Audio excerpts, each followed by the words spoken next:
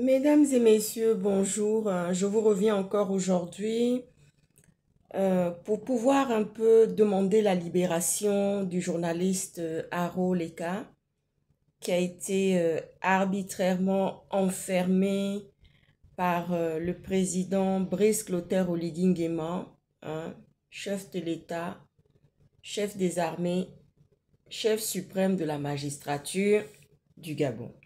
Monsieur Oligui, je vais faire un peu de psychologie pour pouvoir demander la libération de ce journaliste que vous avez enfermé arbitrairement. Et cette psychologie, elle vous concerne. Monsieur Oligui, vous faites un transfert. Vous voyez ce que je veux dire?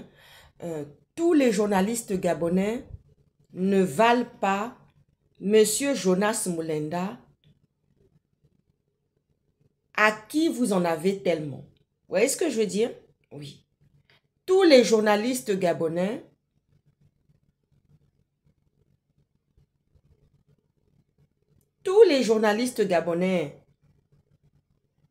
que vous prenez en otage, que vous enfermez arbitrairement, ne peuvent pas remplacer la haine que vous avez après M. Jonas Moulenda, qui est journaliste d'investigation. Monsieur Oligui, vous faites un transfert. Là, je fais votre psychologie. Je demande la libération du journaliste Haro Leka. Vous voyez ce que je veux dire? Mais en même temps, monsieur Oligui, je fais votre psychologie.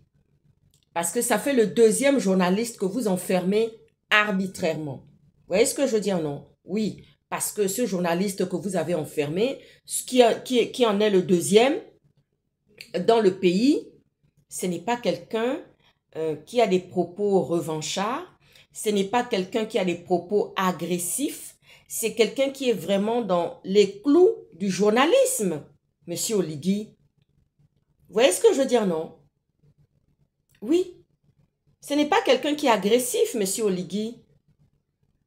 Ce n'est pas quelqu'un qui est étendu, répandu avec des propos revanchards devant vous qui êtes le président de la République du Gabon ou devant les Gabonais.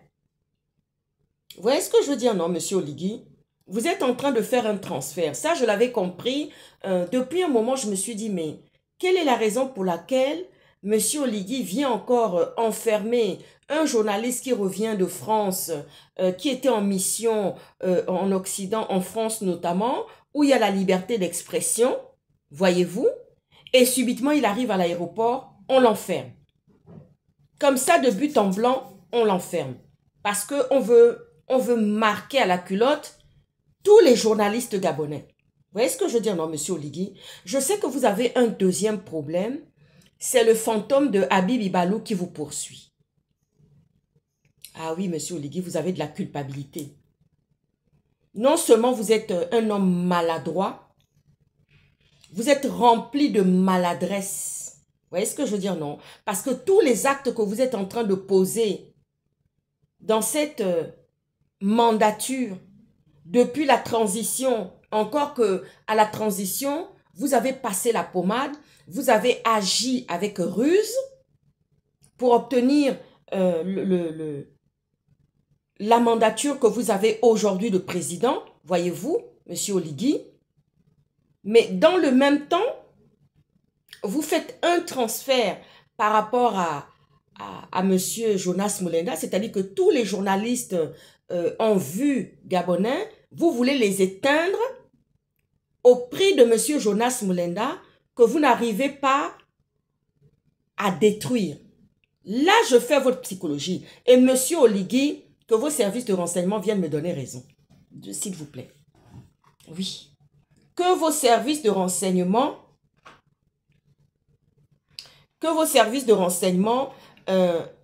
viennent me donner raison par rapport à cette psychologie, cette analyse psychologique que je fais sur vous. Vous voyez ce que je vous dis, monsieur Oligui? Ça fait le deuxième journaliste qui est enfermé arbitrairement. Quand le premier a été enfermé, j'ai tout de suite compris que vous étiez en train de faire un transfert. C'est au prix de monsieur Jonas Moulenda que vous êtes en train de faire tout ça. Parce que tous ces journalistes-là, ce ne sont pas des gens zélés. Ce ne sont pas des gens qui débordent. Ce sont des gens qui ont une maîtrise, qui ont un rodage dans leur métier et qui ne font pas du zèle. Monsieur Oligui, j'ai pris le temps d'analyser, de regarder, de poser mon regard sur tous les journalistes gabonais. Je ne veux pas les accabler. Ils n'ont pas le choix. Ils ne sont pas dans un pays des droits de l'homme. Ils ne sont pas dans un pays des droits humains. Ils ne sont pas dans un pays de liberté d'expression et d'aller et venir. Quand je vois tous ces journalistes, je vois la sagesse de mon papa. Vous voyez ce que je veux dire? Ah oui, mon père était craint. Il a réussi au sommet avec son épouse, mais c'est quelqu'un qui était très craint.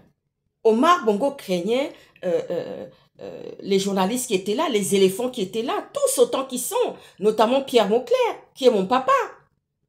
C'est quelqu'un qui était craint, Oligui. Vous voyez ce que je veux dire, non? Il savait que vous étiez dans les parages. Qui ne savait pas que vous étiez dans les parages?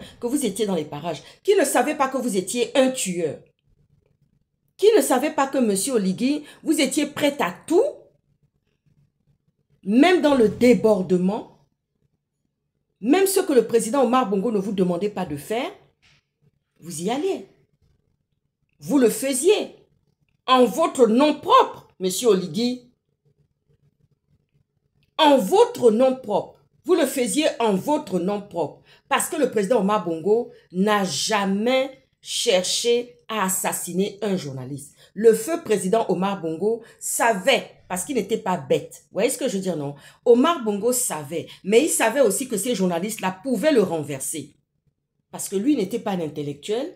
Et ces journalistes-là, le quatrième pouvoir, des intellectuels qui étaient là, qui savaient manœuvrer les choses bien comme il faut, monsieur Oligui, et en même temps, ils avaient leur pouvoir. Vous voyez ce que je veux dire, non? En même temps, ils avaient leur pouvoir et personne ne pouvait venir chicaner leur pouvoir. Le pouvoir de Pierre Mauclair, le pouvoir de William Oyono, le pouvoir de John Joseph Mburu, le pouvoir du défunt Jean-Philippe Oyono. Personne ne pouvait venir chicaner ces journalistes-là. Même Valentin Safou qui est encore en vie. Personne. C'est une caste qui était là. Vous voyez ce que je veux dire, non? C'est une caste qui était là, qui menaçait le pouvoir d'Omar Bongo. Il ne pouvait même pas s'amuser. Oui, Omar Bongo ne pouvait pas s'amuser. Pourtant, c'était un homme tout puissant, mais il avait une sagesse et une intelligence qui faisait que, voilà, il avait son pouvoir, il était dans son couloir, Omar Bongo, il ne provoquait personne, il n'empêchait pas aux journalistes de travailler, de faire leur travail, d'avancer, et puis voilà. Et aujourd'hui, ces journalistes-là sont au Panthéon. Tous les journalistes, les éléphants qui étaient là, ils sont au Panthéon.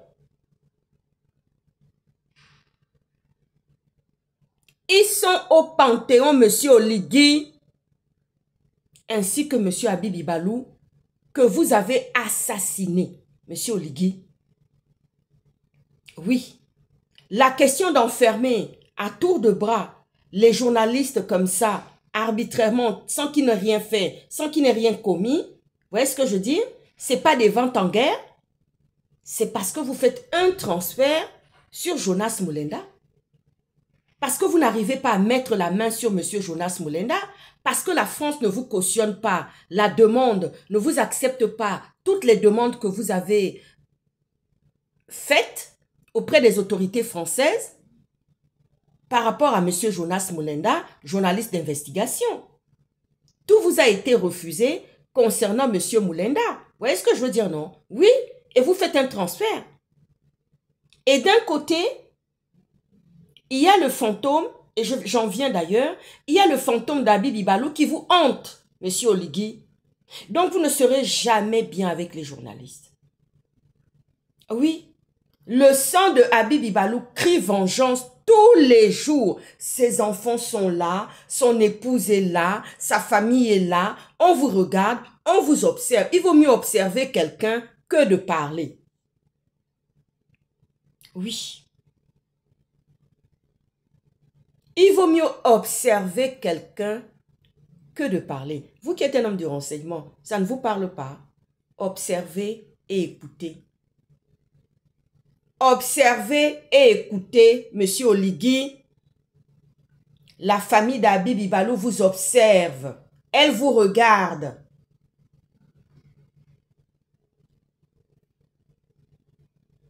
C'est comme la famille de Martine Oulabou. Parce que le militaire qui avait tiré, qui a donné les ordres, parce que vous êtes dérangé avec l'affaire de Martine Oulabou, je le sais. Je sais que vous êtes dérangé. Quand on vient parler de Martine Oulabou, il y a des gens qui tombent malades subitement. Il y a des gens qui prennent des anxiolytiques immédiatement. Parce que nous savons que l'ordre est venu de quelqu'un pour tirer dans la foule, pour tirer sur Martine Oulabou. Cette résistante, pour vous, vous êtes dit, mais tu es qui? Une enseignante qui a tout bravé, et je crois que ce jour-là, elle a senti qu'elle allait mourir. Martine Oulabou a senti que ce jour-là, elle allait perdre la vie et laisser ses enfants. Et sa famille, elle l'a senti. Parce que moi, où je suis là, je sens, j'ai la chair de poule. Monsieur Oligui, Dieu m'a demandé de venir encore vous appeler Oligui. Il m'a dit, ma fille, dépose ça. Appelle-le Oligui parce que c'est son nom. Maintenant qu'il y a guerre avec les Béninois, viens appeler son nom. Pour qu'on sache que c'est lui. Viens appeler son nom. Viens appeler son patrimonium. Ma fille. Et moi, je n'ai pas le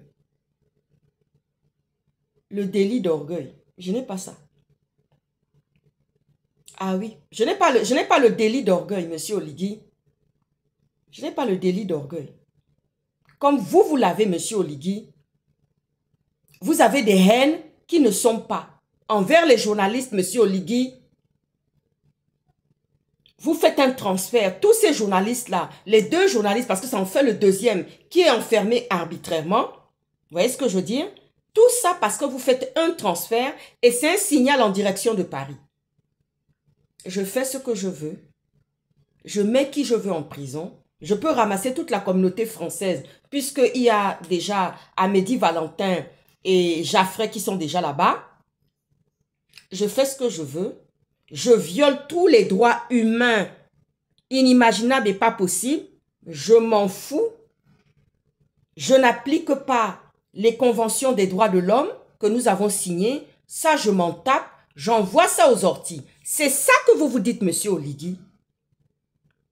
Oui, c'est ça que vous vous dites, monsieur Oligui.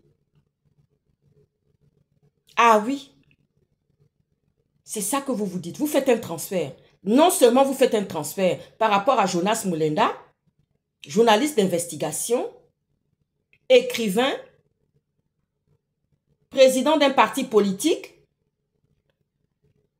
mais en plus, vous mettez ça sur la tête d'autres personnes. Vous voyez ce que je veux dire? Je n'arrive pas à avoir Jonas Moulenda. Je veux martyriser ceux qui sont ici. On connaît ça, monsieur Oligui. Je vais torturer ceux qui sont ici. Oui. Feu président Omar Bongo, il respectait les journalistes. Il les craignait. Il savait que ces gens-là pouvaient les renverser. Et c'est la vérité. Parce que c'est le quatrième pouvoir. Il savait cela.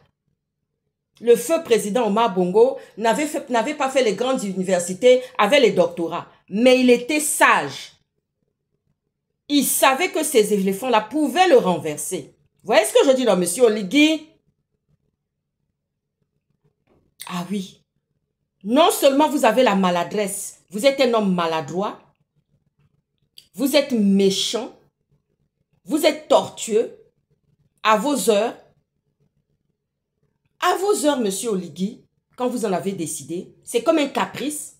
Quand vous pensez seulement à monsieur Jonas Moulenda, journaliste d'investigation, allez, je ramasse tout le monde, je fous au trou. C'est ça qui se passe avec vous. C'est ça l'analyse de la psychologie, de votre psychologie, monsieur Oligui, de la manière dont vous vous tenez avec les gens. Vous voyez ce que je veux dire, non? Oui, mais je comprends pourquoi certains, quand je suis sortie, quand vous avez appris que j'ai mené combat et que je suis venu foutre le bordel là-bas, au pays, à Jeanne et Bory, j'ai foutu le bordel que je voulais là-bas avant de partir. Monsieur Oligui, ça, je sais que vous en avez ici. Vous voyez ce que je dis, non? Ça là, vous avez ça ici, là. C'est là. C'est là, là. En se disant, merde, la fille de Pierre Mauclair, mais mon père n'était pas un béni, oui, oui. Mon père n'était pas un béni, oui, oui. Il faisait trembler, il faisait peur, monsieur Oligui. Il y a des gens à qui on ne s'attaque pas. Mon père, avant de quitter ce bas monde, a su que vous avez assassiné Habibi Balou. Monsieur Oligui, rentrez dans le rang. Rentrez dans le rang. Rentrez dans le rang, monsieur Oligui. Vous avez des procédures en Occident. Vous avez des poursuites en Occident. Monsieur Oligui, rentrez dans le rang. Ce n'est pas la peine de faire un transfert sur les pauvres journalistes qui n'ont rien fait. Vous voyez ce que je veux dire, non? Qui ne sont pas des va-t-en-guerre, qui font normalement leur boulot, et c'est tout. Monsieur Oligui, qu'est-ce que vous voulez maintenant? Ça dit que le pays ne peut plus être informé normalement. On ne peut plus faire son boulot normalement dans le pays. Parce que vous, monsieur Oligui, vous avez deux problèmes. Vous faites un transfert par rapport à la situation de monsieur Jonas Moulenda. Ensuite, il y a le fait que le fantôme d'Habibi Balou hante encore votre esprit aujourd'hui. Et je vais vous donner encore un élément qui confirme cela. Vous êtes parti dans les Bambas pour une visite de, je ne sais pas, de courtoisie, parce que c'est dans la région de votre épouse. Ah, là-bas, vous allez énormément développer, hein. Ah oui, dans la région de l'Ebamba, là, vous allez y mettre énormément d'argent. Non seulement c'est pour flatter l'ego de votre épouse, c'est pour faire plaisir à votre épouse, c'est pour vous démontrer l'amour que vous avez pour elle, vous allez développer l'Ebamba. Après votre visite de courtoisie à l'Ebamba, où les gens sont venus vous faire leur salam alek, leur salutation, vous êtes allé signer le livre d'or à Makongogno. Monsieur Oligui, j'aimerais bien savoir ce que vous y avez mis dans ce livre d'or au musée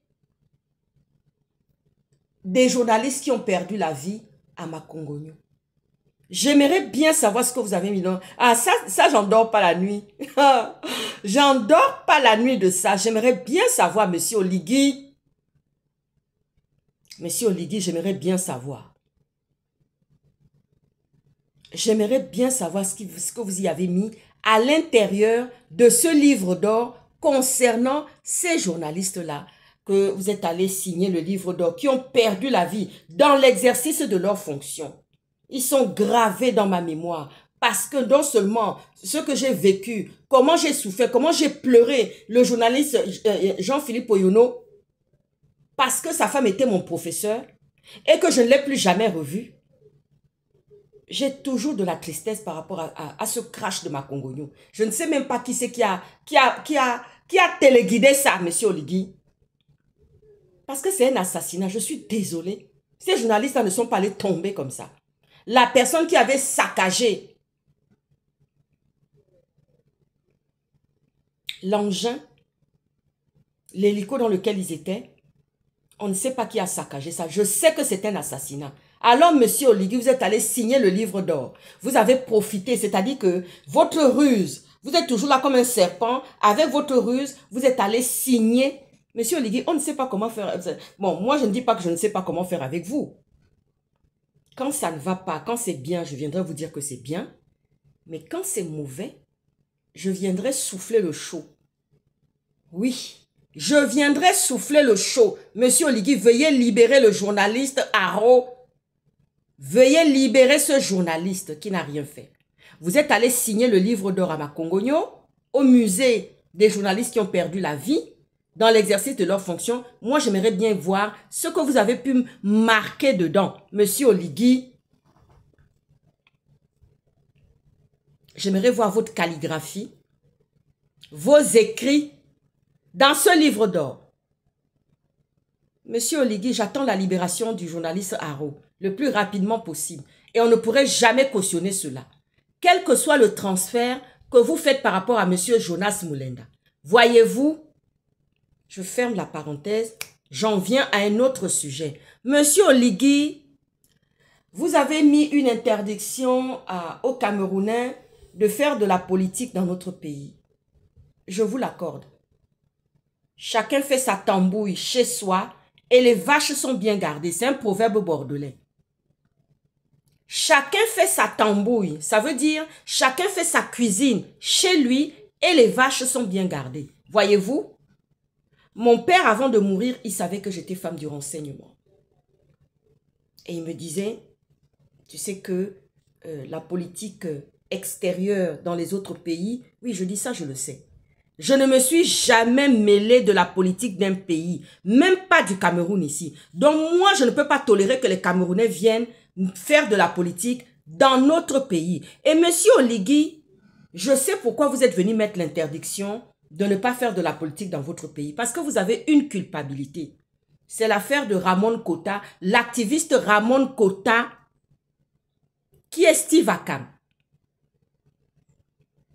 Vous êtes allé le jeter dans les griffes de la mort, dans les griffes du malheur, aux autorités camerounaises, alors qu'il avait fondé une famille au Gabon. Monsieur Oligui, vous aviez plusieurs possibilités pour empêcher à Ramon Kota de faire de la politique dans votre pays, le Gabon. Vous auriez pu le convoquer, vos services auraient pu le convoquer pour dire, monsieur Ramon Kota, monsieur Steve Akam, dit Ramon Kota, activiste au Gabon, nous ne voulons plus que vous fassiez de la politique.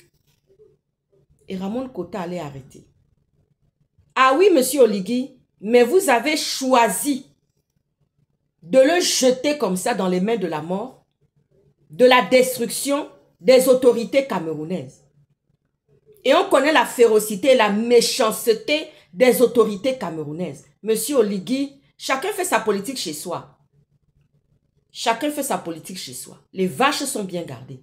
Mais je sais pourquoi vous êtes venu mettre cette interdiction. C'est à cause de l'histoire de Ramon Kota que vous êtes venu mettre cette interdiction de faire des Camerounais de faire de la politique au Gabon. Parce que c'est quelque chose qui vous hante. Mais il y a beaucoup de choses qui vont vous hanter, monsieur Oligui. Il y a beaucoup de choses qui vous hantent au quotidien. Parce que vous aviez la solution. Vous voyez ce que je veux dire, non? Moi, en tant qu'ancienne femme du renseignement, moi, j'aurais convoqué ce monsieur pour dire, monsieur Ramon Kota, activiste de son état, dit Steve Akam, de son nom, de famille, son patronyme. Je lui aurais dit comme ça que, monsieur, nous ne voulons plus que vous fassiez de la politique ici. Les choses ont changé. Voyez-vous? Voyez-vous? Et monsieur Oligui, il aurait arrêté. Et il serait resté tranquille, pépère, avec son épouse, faire sa petite vie tranquillement. Il ne serait pas être brisé comme il est brisé maintenant. Et qui va sortir de là handicapé. Et encore s'il en sort en vie. Parce que les conditions de là où on l'a jeté à Kondengui là-bas. Monsieur Oligui, vous aviez toute la possibilité de faire stopper ça sur le territoire et dire, monsieur, on ne veut pas vous renvoyer dans votre pays parce qu'on sait que ça va très mal se passer, mais nous, on ne veut plus que vous fassiez de la politique ici. Les choses ont changé. Si Ali vous permettait des choses, moi, je ne vais pas vous permettre cela. Vous auriez pu dire ça à Ramon Kota. Vous auriez pu dire ça à cet activiste-là, monsieur Oligui, que de le renvoyer comme ça. Dans son pays, aller mourir, aller être jeté dans les griffes de la mort. Vous voyez ce que je dis, non? À la torture, ils en ont profité. Ils se sont donnés à cœur joie. Quand ils ont torturé Steve Akam. Vous voyez ce que je dis, non, monsieur Oligui? Oui, les Camerounais vont comprendre que le Gabon, ce n'est pas chez eux. Ils vont comprendre. Parce que jusqu'à maintenant, il n'y a jamais eu d'interdiction. De mémoire, hein, que je sache. Depuis le feu président Omar Bongo jusqu'à Ali, il n'y a jamais eu d'interdiction de quoi que ce soit aux Camerounais de faire de la politique au Gabon. Vous voyez ce que je veux dire, non? Bientôt, vous allez interdire aussi les Togolais et les Béninois et le reste de faire de la politique sur votre territoire. Parce que si vous mettez une interdiction aux Béninois, mais les autres aussi seront aussi interdits. Ils ont compris le message, j'espère. Hein? Parce que si on va maintenant au Mali récupérer un activiste pour le ramener mani militari dans son pays, au Togo, voilà. Pourtant, les gens de l'Afrique de l'Ouest aiment toujours à nous montrer leur amitié de la CEDEAO. Ah oui, oui, oui, oui, oui, oui, oui. Il y a des connards, des connasses qui sont quelque part là. Hein? Elles aiment bien nous montrer que oui, la CEDEAO, la CEDEAO. Mais quelle CEDEAO? Voici CEDEAO là qui a envoyé quelqu'un directement en mani militari dans les griffes de Fort Nyassimbe. Oui, oui, oui, oui, oui, oui. Ceux qui parlent dans les chaumières là. Je sais de qui je suis en train de m'adresser maintenant.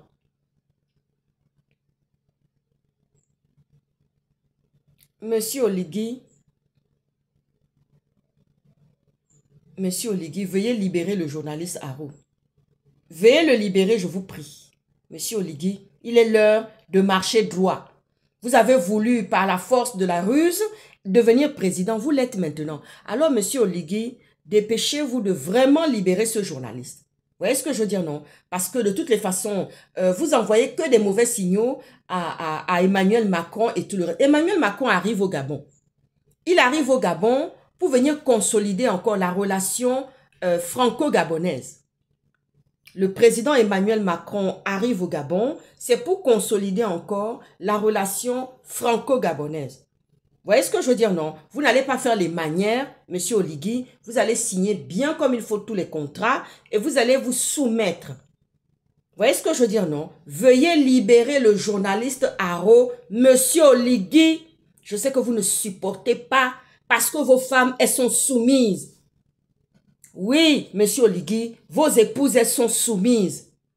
J'ai même vu la dernière fois Anouchka, elle avait la tête baissée comme ça. Madame, quand les photographes passent devant vous, veuillez lever votre menton. Présentez bien votre menton comme ça devant les caméras, qu'on voie bien vos yeux, et votre visage, votre face, vos yeux et votre visage, madame Anouchka Oligui Nguema. Oui, oui, oui, oui, oui, oui, oui, oui, oui, oui, oui. Zita n'a baissé, elle ne baisse jamais la tête. Oui. Zita, elle ne baisse jamais la tête, hein. Zita, elle te regarde droit dans les yeux comme ça. Là, je dis yes. Zita, elle ne baisse jamais les yeux. Jamais. Elle a toujours le visage bien levé. C'est la fierté parce que cet homme-là lui appartient. C'est le sien. Monsieur Oligui, vous êtes venu nous imposer la polygamie dans le pays. Les femmes sont de moins en moins, les femmes gabonaises sont de moins en moins respectées auprès des Gabonais. Oui, oui, oui, oui, oui, oui, oui, oui, oui. À cause de ce que vous êtes en train de faire, à cause de la connerie de la loi, vous vous êtes arrangé avec la loi pour dire que maintenant, il y a polygamie dans le pays. Quand vous allez partir pour briser cela, on va prendre encore du temps. Ça va prendre encore du temps. Mais Dieu va descendre pour briser ça, monsieur Oligui.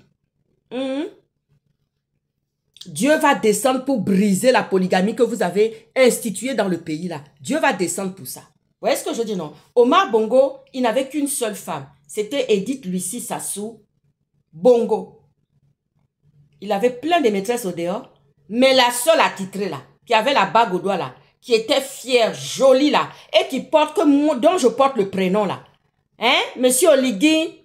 Ça vous fait penser à beaucoup de choses. Quand vous voyez que la fille de Mocler porte le prénom Edith là, hey! Oligui dit, merde, c'est pas possible ça. Et je suis médecin comme elle. Vous voyez ce que je dis, non? Monsieur Oligui. Monsieur Oligui. Quand il pense à ça, il fait le lien, il se dit, mais merde, la fille de Mocler là. Mais moi, je vais vivre longtemps, oh, monsieur Oligui. Je serai centenaire. Je serai centenaire. Personne ne viendra m'ôter la vie. Personne. Parce que, paix à son âme, Edith Lucie Bongo Ondimba. Paix à son âme. Paix à son âme, monsieur Oligui. Paix à son âme. À cette femme. Qui est mon homonyme. Dont nous avons le même métier. Paix à son âme, monsieur Oligui. Elle était humanitaire. Elle faisait plein de choses pour le pays. Une très belle femme, intellectuelle. Oui, oui, oui, intellectuelle. Et puis la douceur comme ça. Tu vois que c'était une perle. Monsieur Oligui. Mais le feu président Omar Bongo ne lui a pas imposé une rivale. voyez ce que je veux dire, non? Veuillez libérer le journaliste Haro, hein, les cas. Monsieur Oligui, veuillez libérer. Veuillez libérer, hein. Veuillez libérer, s'il vous plaît. Parce qu'on sait que vous avez un problème. J'avais dit comme ça, monsieur Oligui est en rupture avec les journalistes. C'est pas la peine de faire un transfert sur ces journalistes-là que vous mettez quotidiennement en danger et en souffrance à cause de monsieur Jonas Mulenda. Ça suffit comme ça, monsieur Oligui. Nous sommes fatigués de ça. La France ne va jamais livrer Jonas Mulenda. La France ne fera jamais ça. Elle ne va jamais faire ça. Elle ne va jamais aller voir les magistrats pour dire non, ne condamnez pas monsieur Oligui, ne le poursuivez pas. La France ne fera pas des choses comme ça. Elle ne fait pas ça où? Elle n'a pas le temps. Elle se préoccupe de sa population. Nous qui sommes déjà ici, on a besoin d'eux. Hein? Sa population, là, elle se préoccupe de ça. Quand j'avais entendu comme ça, quelqu'un qui est venu dans un live dire oui, il faut trouver des solutions pour quitter le pays. Mais moi, je dis à monsieur Jonas Mulenda de ne pas s'amuser à ça. Hein? De ne pas du tout quitter la France, hein? De rester en France. Parce que c'est en France qu'on lui a donné l'asile. Et c'est en France qu'il a la protection. Il est mieux protégé ici que dans un autre pays européen. Vous voyez ce que je veux dire, non? Oui, ça serait donner rapidement la main à quelqu'un pour aller le tuer là-bas. Vous voyez ce que je veux dire, non? J'ai assez parlé de cet après-midi. Ciao, ciao. Regardez-moi ça.